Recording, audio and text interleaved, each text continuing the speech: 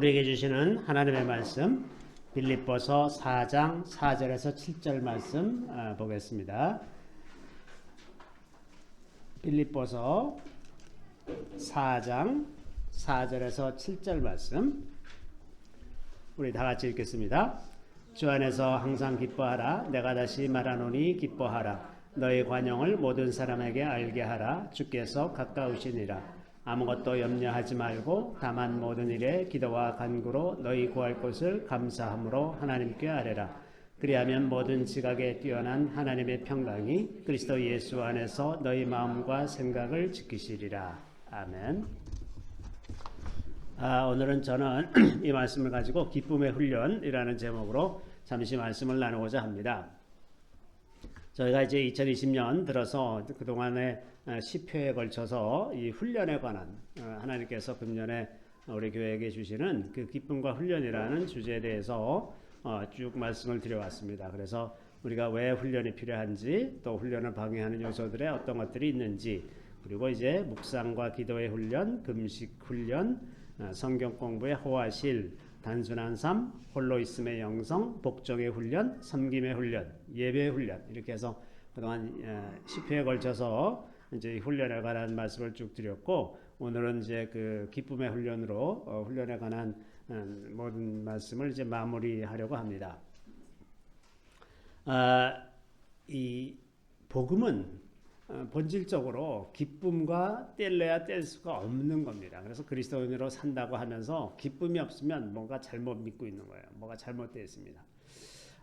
그 뿌리를 쭉 이제 살펴보면 예수님께서 그 이제 처음 공생애를 시작하실 때 나사렛에 있는 한 회당에 들어가셔가지고 거기서 이제 그 회당장이 이사야서 그 있는 두루마리를 이제 예수님께 드리니까 예수님이 그 중에서 이 부분을 찾아서 읽었다 하는 그런 기록이 누가복음 4장에 있는데요. 누가복음 4장 16절부터 21절 말씀입니다. 우리 같이 한번 읽어볼까요?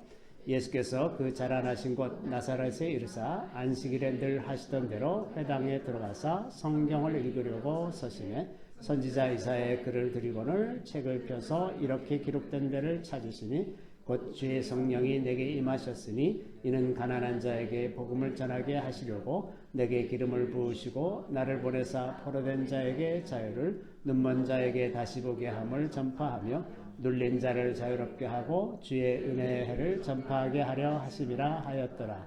책을 덮어 그 많은 자에게 주시고 앉으시니 회당에 있는 자들이 다 주목하여 보더라. 이에 예수께서 그들에게 말씀하시되 이 글이 오늘 너희 귀에 응하였느니라 하시니.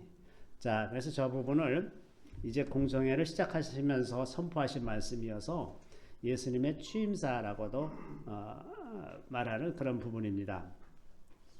이 말씀은 이제 그 이사야 61장 1절부터 3절에 있는 말씀의 일부분인데, 이걸 이제 이사야에서 읽으면 조금 다릅니다. 왜냐하면 지금 이제 신약 성경에서 인용되어 있는 부분은 셉투아진트 70인역 성경에서 인용한 것이어서 그 내용이 약간 다른데, 이걸 이제 그 이사야서에서 보면 이렇게 되어 있습니다. 여기 보면 이제 1절부터 그 2절 말씀 우리 같이 한번 읽어볼까요?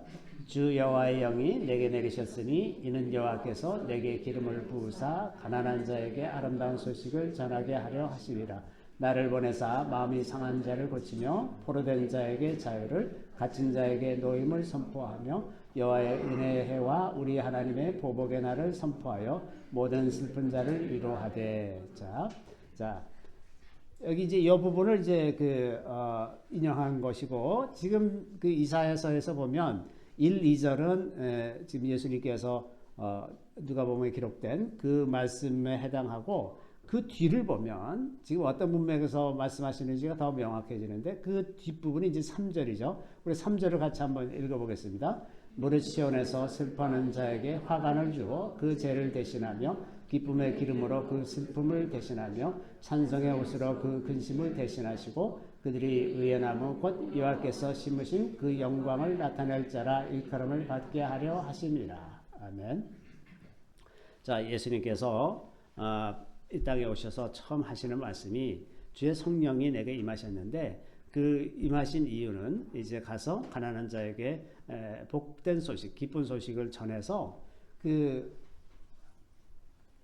슬퍼하는 사람들에게 화관을 주어 아주 꽃관이죠. 그 죄를 대신하며 기쁨의 기름으로 그 슬픔을 대신하며 찬성의 옷으로 그 근심을 대신하시고 그들이 의의 나무 곧 여호와께서 심으신 그 영광을 나타낼 자라 일컬음을 받게 하려 하심이라.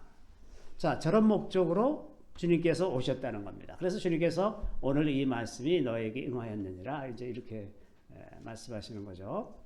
여기 이제 주의 은혜해라고 이렇게 되어 있는 말씀이 이제 희년을 얘기하는 겁니다. 희년.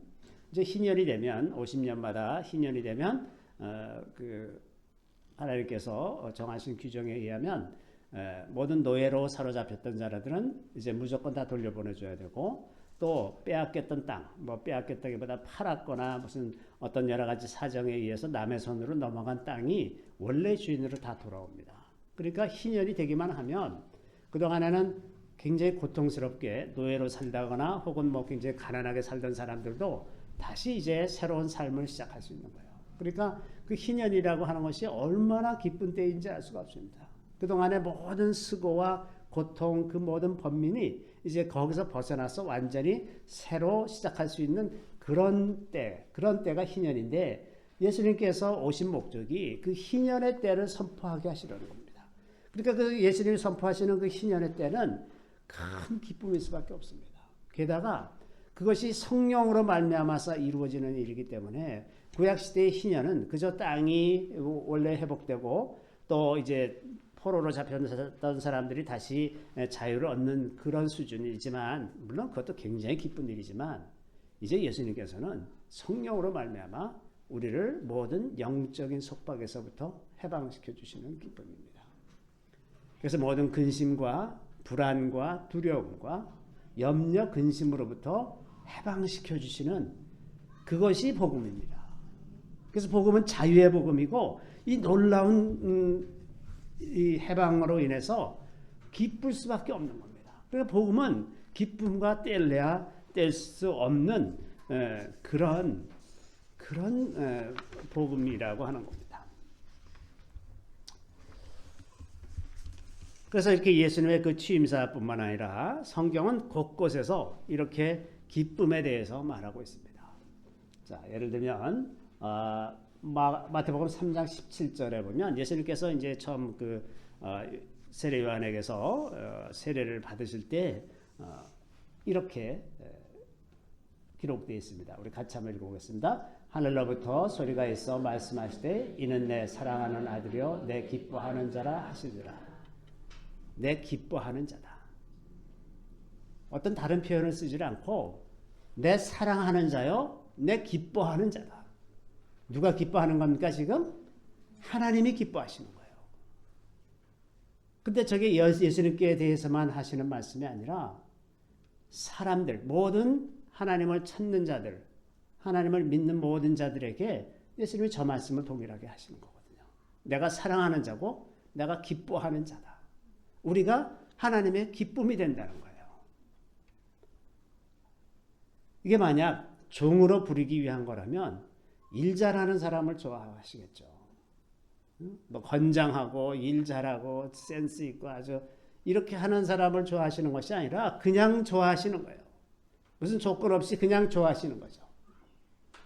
그래서 주님은 마태복음 18장 13절에 보면 이런 말씀이 있죠. 같이 읽습니다. 진실로 너에게 이르노니 만일 찾으면 길을 잃지 아니한 99마리보다 이것을 더 기뻐하리라. 자, 잃어버린 양 한 마리 다시 찾는 것이 얼마나 기뻐하는지 99마리 그냥 안전하게 있었던 그들보다도 더 잃어버린 한 사람이 오는 것이 그렇게 기쁘시다는 거예요. 하나님은 얼마나 우리를 기뻐하시는지. 그래서 하나님과 우리 관계의 그 가장 밑바탕, 그 밑바탕에 있는 것이 기쁨이라는 겁니다.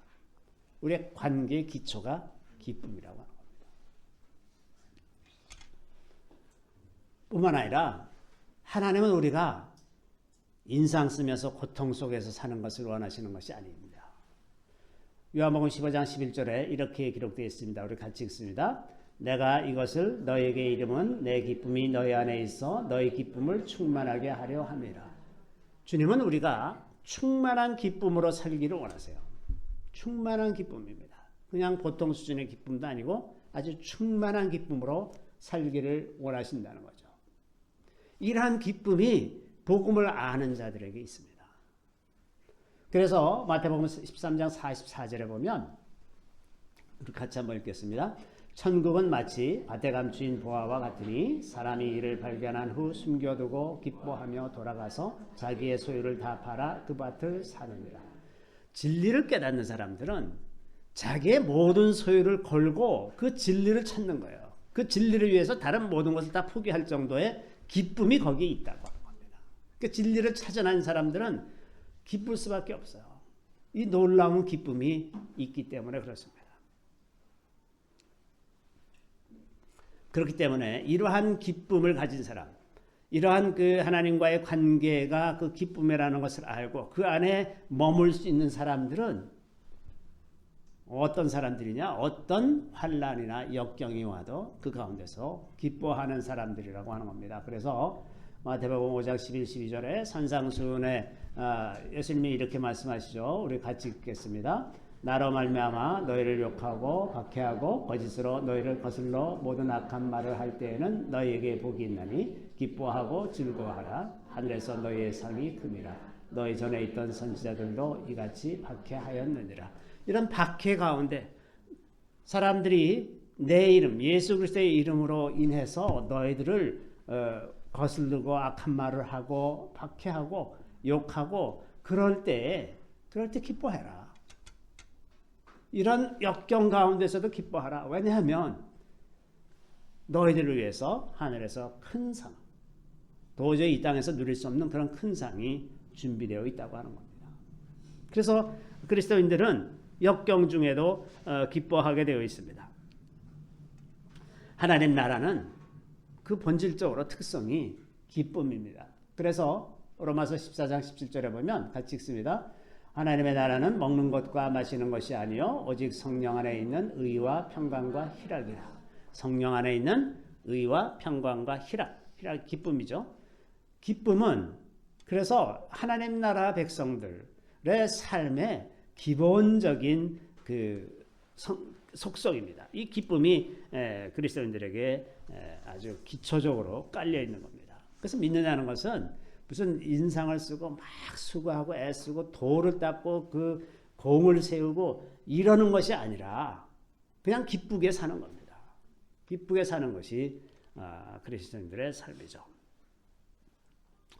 그래서 또 이런 말씀도 하셨죠. 여기 우리 데살로니가전서 5장 16절부터 18절에 있는 말씀도 우리 같이 읽겠습니다. 항상 기뻐하라. 쉬지 말고 기도하라. 범사에 감사하라. 이것이 그리스도 예수 안에서 너희를 향하신 하나님의 뜻이니라. 자, 항상 기뻐하라. 항상 기뻐하라. 이렇게 말씀하시는 거죠. 이렇게 보면 분명히 하나님과 우리의 관계의 기초는 기쁨입니다. 기쁨. 하나님께서 우리를 기뻐하시고 우리도 하나님을 기뻐합니다.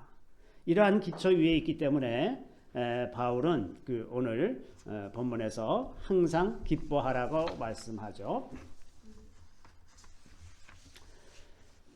자, 그래서 이 기쁨이라고 하는 것은 하나님과 우리의 관계에 있어서 어떤 본질에 속한 부분들입니다. 이 본질에 속했다는 말은 그것이 어떤 환경이나 어떤 우리의 감정에 따라서 변하는 것이 아니라는 겁니다. 이 기쁨은 항상 그냥 있는 거예요. 항상 있는 기쁨. 왜냐하면 그 관계에서 오는 거기 때문에. 그래서 이제 이렇게 그 관계의 바탕, 이런 기쁨의 바탕 위에 사는 사람들은 자연히 이웃에 대해서 관용하는 거죠. 그래서 빌립보서에 아까 있는 말씀 빌립보서에서 본 것처럼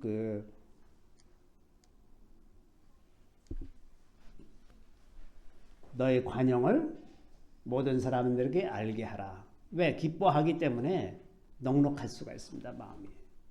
그죠? 관용을 알게 하라. 그리고 모든 것도 아무것도 염려하지 말아라. 저 기쁨으로 사는 사람들이 염려하면 기쁨이 금방 없어질 것 아닙니까? 아무것도 염려하지 말고 그냥 할 일이 뭐냐면 기도와 간구로 구할 것을 감사함으로 하나님께 아뢰라. 그러면 7절에 모든 지각에 뛰어난 하나님의 평강이 그리스도 예수 안에서 너희 마음과 생각을 지키시리라. 이렇게 되어 있어요. 여기에 모든 지각에 뛰어난 하나님의 평강이라는 말은 좀 더 정확하게 번역을 하면 무슨 뜻이냐면 사람이 도저히 이해할 수 없는 평강이 너희의 마음과 생각을 지켜주신다는 겁니다. 그래서 하나님께서 함께하는 사람들은 도저히 이해할 수 없는 평안을 누리는 거예요. 이게 인간적으로 볼 때, 인간적으로 판단해 볼 때는 도저히 있을 수 없는 그런 환경인데도 그럼에도 불구하고 기뻐하는 겁니다. 그리고 그 가운데 마음과 생각에 평안이 있는 거예요. 마음은 그 하트입니다. 하트, 감정의 자리고 저 생각은 마인드입니다. 하트하고 마인드에 평강이 있다고 하는 거예요. 하트하고 마인드가 흔들리면 마음이 흔들리는 거죠. 기쁨을 잃는 겁니다. 이러한 기쁨은 세상이 주는 쾌락과는 다른 것입니다. 영어로 이제 이런 관계에서 오는 기쁨을 joy라고 한다 그러면 이런 쾌락을 pleasure라고 말할 수가 있죠. joy와 pleasure는 다른 겁니다. 이 joy는 관계에서 오는 것인 반면에 pleasure는 피조물에 대한 소유와 지배에서 오는 겁니다. 어떤 멋있는 명품백을 하나 받았어요. 기뻐하죠. 그거는 pleasure입니다. pleasure. 그러나 그것은 관계에서 오는 것은 아니기 때문에 그 물건이 없어지거나 그 물건에 대한 애착이 덜해지면 시들어 버리는 거예요. 그래서 이 소유, 피조물과의 관계에서 오는 기쁨, 이런 쾌락 같은 것은 어떤 것도 영원한 것이 없죠. 그냥 잠시 누리다가 마는 것. 잠시 누리다가 마는 것. 이렇게 되는 거죠. 그래서 하나님과의 관계에서 오는 기쁨은 영속적이고 지속적으로 우리에게 기쁨을 주는 것이지만 다른 피조물을 소유하거나 통제함으로써 오는 기쁨은 정말 일시적이고 잠시 우리를 기쁘게, 우리의 혼을 기쁘게 하기는 하지만 우리 영혼을 기쁘게 할 수는 없습니다. 이렇게 그 피조물, 다른 피조물에 대한 애착은 종종 또 그 다른 피조물에서 얻는 그런 쾌락은 많은 경우 그 피조물에 예속되는, 노예화되는 그러한 방향으로 발전하기가 참 쉽습니다. 그것으로 인해서 어떤 쾌락을 누렸다 그러면 그 다음에 계속 그런 쪽을 이제 더 추구하게 되죠. 최근에 뭐 엠번방 뭐 이런 것 때문에 좀 아주 사회적으로 이제 시끄럽게 이렇게 되어 있는데 이 쾌락이라고 하는 것이 점점 더 큰 자극을 줘야 똑같은 효과가 나기 때문에 일단 그런 방식으로 우리의 쾌락을 추구하기 시작하면 끝없이 그 한이 없는, 도저히 평상시에는 생각할 수 없었던 데까지 다 그냥 자연스럽게 빨려 들어가게 되어 있습니다. 특히나 그 성적인 쾌락은 그 끝이 없어요. 끝없이 계속해서 더 자극적인 쪽으로 발전을 하죠. 뭐 동성애를 풀어놓으니까 그 다음에는 짐승들하고 결혼하는 일도 생기는 것이 자연스럽게 그렇게 가는 거죠. 왜냐하면 이게 쾌락이기 때문에 그렇습니다. 자, 이렇게 기쁨이라고 하는 것은 하나님과의 관계에서 오는 기쁨인데 우리의 실제 삶 속에서는 종종 이 기쁨을 잃어버리곤 합니다. 도대체 왜 그럴까? 왜 그렇게 우리가 기쁨을 잃어버리고 살 때가 많이 있는가? 첫 번째는 기쁨과 순종은 굉장히 밀접한 관계가 있습니다. 기쁨이 이제 하나님과의 관계에서 오는 것인데 우리와 하나님과의 관계는 순종에 기초해 있습니다. 하나님을 하나님으로 인정하는 것은 말로만 하는 것이 아니라 하나님의 말씀대로 살아가는 거예요. 순종하는 겁니다. 그 계명에 따라 살아가는 그 순종의 행위를 통해서 우리의 관계가 계속해서 확인이 되는 거죠. 그러니까 순종이 없는 관계는 자연히 그 기초가 흔들리고 있기 때문에 기쁨이 사라지게 되는 첫 번째 조건이 됩니다. 요즘에 모임을 자제하는 분위기 때문에 제가 지난 치유 집회 때도 안 모이려고 했어요. 안 모이려고. 목요일 날 집회는 모이지 말자. 토요일 날 이렇게 예배를 잘 드리고 있으니까 그런 생각을 하고 그래서 이제 지난 토요일에 그렇게 광고를 하지 않았습니까?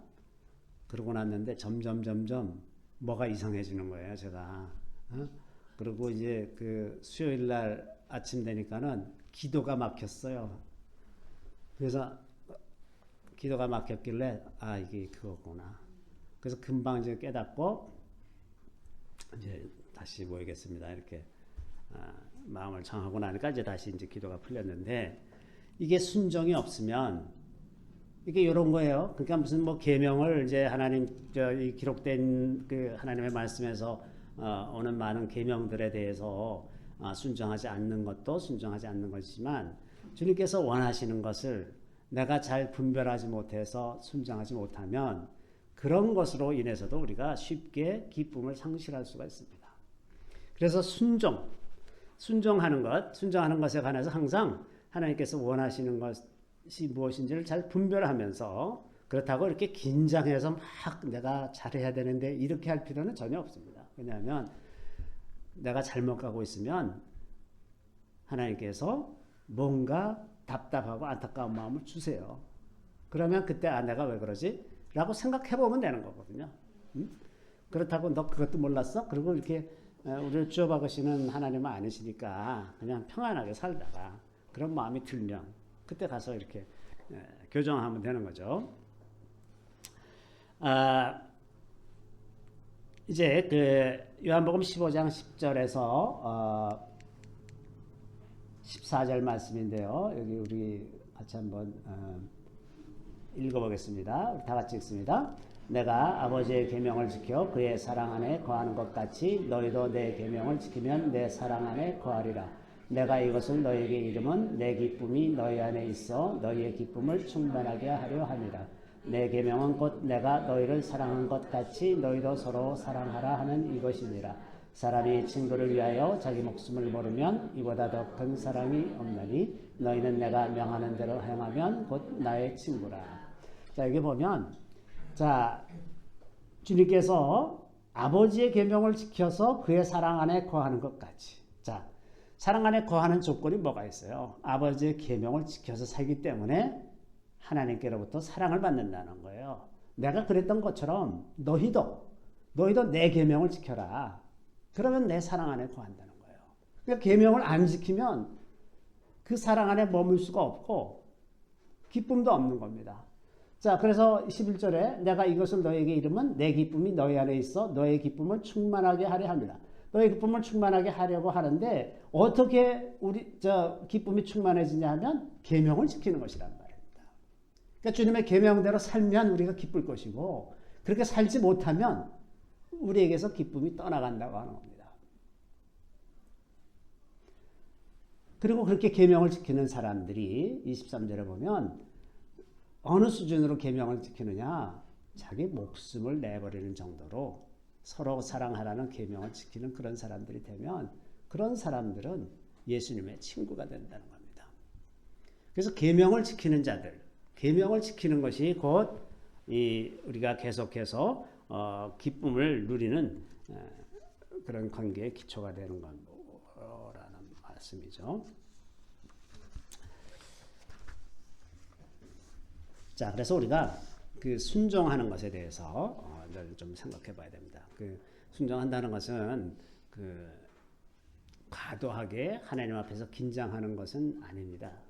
그냥 그것이 분명하게 하나님의 말씀이라 그러면 그냥 즉각 하는 거예요. 하면 되는 거예요. 그걸 좀 늦게 깨달을 수도 있어요. 근데 그걸 늦게 깨닫는다고 잘못될 건 없습니다. 그러니까 너무 긴장하고 살 필요는 하나도 없고요. 그냥 자연스럽게 살다가 주님께서 뭔가 어떤 방식으로 말씀을 하실 때 그 순종하리라는 태도만 있으면 바로 교정하면 되잖아요. 그럼 괜찮습니다. 그러니까 과도하게 긴정할 필요는 없죠. 다만 그 알면서도 거스르고 하지 않으려고 그러면 문제가 됩니다. 주님께서는 일반적으로 오래 기다리시기는 하지만 영원히 기다리시지는 않아요. 그래서 순종하려는 태도만 가지고 있으면 얼마든지 상황에 대처해 나갈 수가 있죠. 자, 하나님과의 관계를 망치는 가장 핵심적인 것이 언제나 불순종의 죄입니다. 그래서 이사야 59장 2절에 이런 말씀이 있습니다. 우리 같이 읽습니다. 오직 너희 죄악이 너희와 너희 하나님 사이를 갈라놓았고 너희 죄가 그의 얼굴을 가리어서 너희에게서 듣지 않으시게 하느니라. 자, 하나님과 우리의 사이를 가로막는 유일한 원인은 죄입니다. 죄. 그 유일한 원인이 죄고 죄는 곧 불순종하는 것입니다. 불순종하는 것은 우리가 몰라서 하는 그런 것이라기보다 알면서도 거스르는 것. 하나님이 계획이라는 것을 알면서도 계속해서 거부하는 그런 것들을 불순종이라고 말할 수 있습니다. 자, 그 다음에 이제 또 이 기쁨이라는 것을 사람들 중에는 이 기쁨의 기초가 우리 관계, 하나님과의 근본적인 그 관계가 기쁨의 기초인데 종종 그 감정에 더 많이 예민한 사람들은 그 감정적으로 자기가 좀 업되어 있으면 기쁜 것 같고 좀 다운되어 있으면 기쁘지 않은 것 같고 이렇게 감정에 이제 휘둘리는 그런 경우들이 많이 있습니다. 이제 대개 이렇게 되는 경우들은 그 사람의 어떤 행동이나 이 감정을 그 생각이 통제하지 못하기 때문에 잘 흔들릴 수가 있거든요. 그래서 이제 우리가 생각해 봐서 감정적인 기쁨이 없을 때 어떻게 해야 하느냐? 다음과 같은 순서로 자기 자신을 살펴볼 필요가 있습니다. 첫째는 하나님과의 관계에서 마음에 걸리는 것이 있는지 이걸 한번 살펴보고요. 그래서 혹시 순종하지 못한 거가 있나? 그걸 한번 살펴볼 필요가 있고 두 번째는 그랬는데 그런 일은 하나도 없었다. 그러면 너무 과로하지 않았는지.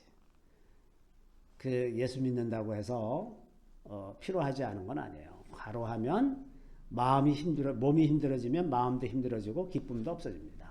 그거는 그냥 자연스러운 거예요. 내가 성령 충만하지 못해서 그런 것이 아니라 힘들면 기쁨이 없어지게 마련이죠.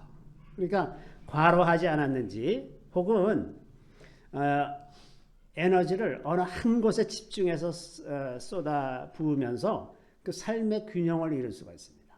그러니까 하나님과 만나는 어떤 은밀한 시간들을 한동안 갖지 못했다든지 이렇게 되면 어느 사이에 자기도 인식하지 못하는 사이에 이런 기쁨이 그냥 우리에게서 슬며시 떠나가 버리고 맙니다. 그래서 우리 마음이 어느 한쪽으로 다 빼앗기도록 그렇게 과로하거나 어느 한쪽으로만 집중해서 지나지 않았는지 이런 것을 살펴볼 필요가 있고요. 세 번째는 어떤 근심이나 염려, 불안이 있는지 한번 살펴볼 필요가 있습니다. 우리 마음의 깊은 곳에서 근심, 염려, 불안 같은 것이 우리를 사로잡고 있는 것은 아닌지 이것을 살펴볼 필요가 있습니다. 요즘같이 일제 코로나 바이러스로 많은 사람들이 불안해하고 믿는 사람들도 많은 사람들이 불안해하고 이러는데 이렇게 불안이 우리 마음을 사로잡으면 자연히 기쁨은 없습니다. 그렇게 불안해하면서 기뻐한다는 것은 그건 안 되는 거예요. 근본적으로 안 되는 거죠. 억지로는 할 수 있지만 그거는 다 거짓이죠. 아무리 기뻐한다고 말해도 그 말에 그 불안이 묻어져 나오게 마련이죠. 자, 이런 요소들이 이제 다 점검이 되고 나면 그러고도 기쁨을 느낄 수가 없다. 이런 거가 해당되는 게 하나도 없는데 그렇게 될 때는 이렇게 하시면 됩니다. 자기가 자기 입으로 소리를 내서 내가 주님을 기뻐합니다. 이렇게 큰 소리로 말을 하세요. 자기 입으로 말을 하면 그 말이 자기 귀에 들리고 자기 영혼으로 들어갑니다. 그래서 그렇게 말을 하기 시작하면 다시 기쁨이 회복되기가 참 쉽습니다. 그래서 이런 것을 반복적으로 하다 보면 그러면 이제 다시 이제 기쁨이 자기도 모르는 사이에 회복되곤 하죠. 자, 이것을 이제 제가 오늘 설교 제목으로 기쁨의 훈련이라고 제목을 잡은 부분입니다. 이런 것은 훈련을 통해서 우리가 자꾸 기쁨을 유지하도록 노력을 해야 한다는 거죠. 그래서 하나님을 기뻐하는 것이 우리의 습관이 되면 이것이 굉장히 우리에게 중요한 영적인 방패입니다. 하나님을 기뻐하는 자들에게는 악한 영들이 가까이 오질 못해요. 그래서 우리가 여기 굉장히 이렇게 널찍하게 진을 치는 겁니다. 딱 진을 쳐서 악한 것들이 가까이 올려다가도 접근하지 못하기 때문에 우리를 괴롭힐 방법이 없어요. 그래서 내가 주님을 기뻐합니다. 그리고 주님을 찬양하고 즐거워하고 이러는 영이 되어 있으면 우리가 이제 안전하게 보호를 받는 거죠. 특히나 요즘같이 이 코로나 바이러스 이거 기뻐하면 되는 겁니다. 이게 다 하나님께서 하시는 일이고 하나님께서 자기 백성들을 다 지키시는 분이시기 때문에 두려움 없이 기뻐하면서 지내시면 되는 거죠. 다만 다른 사람들에게 덕을 세우기 위해서 마스크는 쓰고 다니시는 게 좋죠. 네. 그건 다른 사람들을 위해서지 우리를 지키기 위해서라기보다는요. 느헤미야가 제가 자주 인용한 말씀에 이제 이런 말씀이 있죠. 느헤미야 8장 10절 말씀. 느헤미야가 이제 천신만고 끝에 예루살렘 성을 다시 중건하고서 이제 낙성식을 초막절에 이제 낙성식을 하는데 사람들이 아주 감동해가지고 이제 막 울고 그러고 있었어요. 그때 이제 느헤미야가 이런 말을 합니다. 우리 같이 한번 읽겠습니다. 느헤미야가 또 그들에게 이르기를 너희는 가서 살진 것을 먹고 단 것을 마시되 준비하지 못한 자에게는 나누어 주라.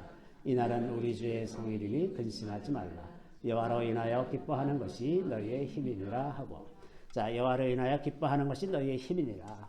하나님을 기뻐하는 것이 우리 자신은 힘이 별로 없어요. 뭐 보통 사람 수준밖에 더 되겠어요. 아무리 뭐 운동 많이 하고 힘세다고 해도. 그런데 우리가 하나님을 기뻐하는 그 기쁨 때문에 우리가 다른 차원에서는 도저히 생각할 수도 없었던 그런 힘이 우리한테 임한다는 거예요. 영적인 힘이죠. 우리가 아무리 천하장사라고 하더라도 귀신과 싸워서 이길 수는 없지만 우리가 하나님을 기뻐함으로 말미암아 모든 귀신과 싸워서 이길 수가 있습니다. 이것이 우리의 힘이죠. 근데 힘이라고도 번역되어 있지만 저게 이제 히브리어가 마우즈라는 단어인데 그 단어는 성이라는 뜻도 있습니다. 그러니까 여호와를 기뻐하면 우리가 마치 성 안에 있는 것과 똑같다는 거예요. 그 대적이 그 성을 틈탈 수가 없습니다.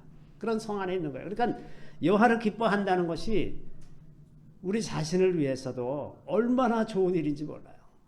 이렇게 돈 안 들고 우리의 건강도 지키고 우리의 마음과 생각을 다 지키면서 살 수 있는 방법이 어디 있습니까? 많은 사람들이 자기 건강을 위해서 또 이런 위협으로부터 자기를 지키기 위해서 얼마나 많은 수고와 노력을 하고 돈을 투자하면서 삽니까? 그런 거에 비하면 우리는 아무런 수고 안 하고 이렇게 말로만 해도 굉장히 놀라운 보호막을 치면서 살 수가 있다고 하는 겁니다. 그래서 이렇게 기쁨을 유지하는 것, 이것이 우리에게 필요한 영적인 훈련이죠. 그리고 이런 기쁨을 유지하면서 갈 때 제가 이제 금년에 쭉 말씀드린 그런 모든 훈련들이 다 기쁨으로 할 수 있는 거죠. 운동선수가 연습을 하는데 이게 기쁘고 즐거운 마음으로 해야 이게 다 효율이 있지. 마지못해서 100개만 더 치고 가야 되는데 힘들어 죽겠네. 이러고 있으면 이게 제대로 안 되잖아요. 그러니까 이 모든 훈련이 기쁨과 함께 할 때 가장 효과적이고 높은 성취도를 갖는 그런 훈련이 될 수가 있지 않겠습니까? 저희가 이제 지난 2월 말부터 4주 동안 예배 드릴 때마다 굉장히 놀라운 기름 부음이 있었고 지난 치유 집회 때 이제 그 하이라이트 같은 그런 경험을 이제 우리가 했습니다. 주님께서는 우리가 순종하면서 가고자 할 때 반드시 상을 주시는 분이세요. 많은 사람들이, 많은 교회들이 이제 이 코로나 바이러스 때문에 집회를 안 하고 뭐 온라인으로 예배드리고 뭐 띄엄띄엄 앉아서 예배드리고 이러고 있을 때 주님께서 원하시는 대로 그냥 원하시는 그대로 했더니 주님이 다 선물을 예비하시고 그 선물을 주셨던 것을 우리가 봅니다. 이 마지막 환난의 이런 시기에는 이러한 코로나 바이러스보다도 더한 환난도 많이 올 수도 있고 또 앞으로 몇 달 동안은 굉장히 엄청난 그 혼란 속에 들어갈 수도 있어요. 이게 아까 제가 이제 그 북한 문제에 대해서 잠깐 말씀드렸습니다만은 지금 북한에서 들려오는 소식들은 정말 이제 다 끝난 것 같은 느낌을 줄 정도로 굉장히 혼란스럽습니다. 그래서 이게 뭐 내일 무너진다고 해도 전혀 이상하지 않을 만큼 지금 혼란스러운 상태에 와 있는데 아마도 4월 중순 이후쯤에는 북한에 큰 변화가 일어나지 않을까. 새로운 정권이 들어서고 북한이 이제 완전히 새로운 단계로 들어갈 뿐만 아니라 또 중국에서도 아마 큰 변화가 일어나서 아마 중국 공산당은 무너지지 않을까. 이런 생각이 들고요. 일본에서도 아마 큰 변화가 일어나서 이제 남북 통일을 방해하는 제일 싫어하는 나라가 첫 번째가 중국이고 두 번째가 일본이죠. 그리고 미국은 골치 아프니까 이게 통일시키는 게 제일 좋겠다. 북한이 너무 골치 아프고 중국이 자꾸 까불려고 그러고 그러니까 통일시켜 놓으면 이제 중국도 견제가 되고 골치 아픈 북한도 이제 문제가 해결이 되고 그렇기 때문에 지금은 이제 역사상 지난 70몇 년 동안 가장 조건이 좋은 때에 와 있거든요. 그래서 아마 곧 통일이 될 것 같아요. 그리고 저도 이제 금식이 끝날 것 같습니다. 저는 그게 아주 기쁜데 자 이런 그 큰 변화의 한가운데에서 우리가 기쁨으로 주님이 하시는 일을 바라보면서 혼란 속에서 요동하지 아니고 불안해하지 않고 두려워하지 않고 담대한 마음으로 이렇게 살아갈 수 있으면 참 좋겠다는 생각이 듭니다. 이제 한국교회가 다시 완전히 회복되고 일어나서 이제 북한 주민들과 손을 잡고 땅끝까지 복음을 전하는 그 놀라운 일들이 이제 일어나는 그 영광의 그 시기, 그 역사적으로 너무나 영광스러운 시기에 살고 있다는 것, 하나님의 백성으로 살고 있다는 것이 너무나 감동적인 이런 시즌입니다. 두려움 없이 담대한 마음으로 계속해서 기쁨의 훈련으로 이 모든 과정을 이길 수 있게 되기를 바랍니다. 잠시 기도하겠습니다.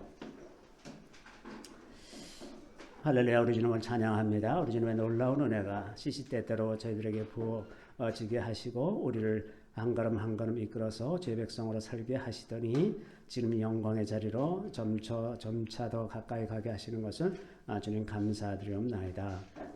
주께서 주시는 기쁨과 이 모든 훈련의 과정을 이제 믿음으로 잘 통과하게 하시고 주님 영원히 우리가 주님을 기뻐하며 살아가는 자들이 다 되게 하여 주시기를 우리 구주 예수 그리스도의 이름으로 감사하며 기도드리옵나이다. 아멘.